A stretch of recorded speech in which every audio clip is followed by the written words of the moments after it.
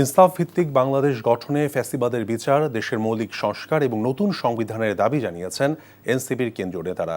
সীমান্তে বিএসএফের হত্যাকাণ্ড বন্ধ না হলে লং মার্চের হুঁশিয়ারি দিয়েছেন দলের প্রধান নাহিদ ইসলাম। গণঅভ্যুত্থানের বর্ষপূর্তি উপলক্ষে রাজশাহী এবং চাঁপাইনবাবগঞ্জে এনসিপির পদযাত্রা এবং পথসভায় নতুন বাংলাদেশ গড়ার প্রত্যয় ব্যক্ত করেন এনসিপি নেতারা। বিস্তারিত শওকত করিমের ডেস্ক রিপোর্টে। জুলাই গণঅভ্যুত্থানের বর্ষপূর্তিতে জাতীয় নাগরিক পার্টির দেশব্যাপী জুলাই পদযাত্রার ষষ্ঠ দিন। চাঁপাইনবাবগঞ্জ, রাজশাহীতে দীপ্ত কণ্ঠে পদযাত্রা ও পথসভায় অংশ নেন দলের কেন্দ্রীয় নেতারা। চাঁপাইনবাবগঞ্জের শান্তির মোড় থেকে প্রায় 2.5 কিলোমিটার পদযাত্রায় উচ্চারিত হয় চাঁদাবাজি বন্ধ, বিচার আর সংস্কারের স্লোগান। পরে কলেজ গেইটে পথসভায় যোগ দেন তরুণ নেতারা। বাংলাদেশকে নতুন ব্যবস্থায়, নতুন কাঠামোতে, নতুন কায়দায় পরিচালনা করার জন্য অবশ্যই একটি নতুন সংবিধান প্রণয়ন করতে হবে।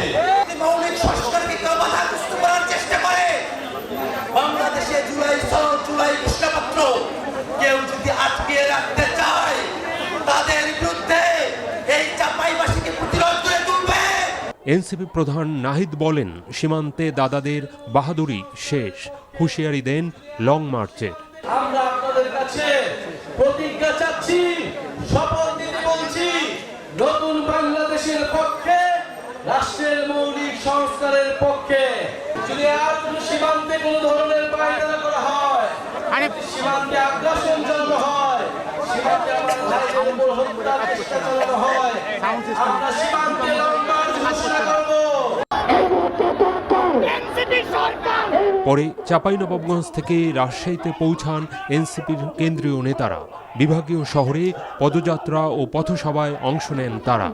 উচ্চারিত হয় নতুন বাংলাদেশ গড়ার নানা স্লোগান। আমাদের স্বপ্ন ছিল না কেবল শেখ হাসিনার পতন, আমাদের স্বপ্ন ছিল একটি নতুন বাংলাদেশ, সংস্কারের মাধ্যমে বাংলাদেশের পুনর্গঠন। যারা এই গণ অভ্যুত্থানকে, যারা এই সংস্কারের যাত্রাকে ব্যাহত করার চেষ্টা করছে, বাংলাদেশের জনগণ তাদেরকে কোনোদিন ক্ষমা করবে না। তারুণ্য নির্ভর দলটি বিপ্লব পরবর্তী দেশ গঠন, নতুন রাজনৈতিক বন্দোবস্তের বাস্তবায়ন ও জন আকাঙ্ক্ষার কথা শুনছেন পথে প্রান্তরে।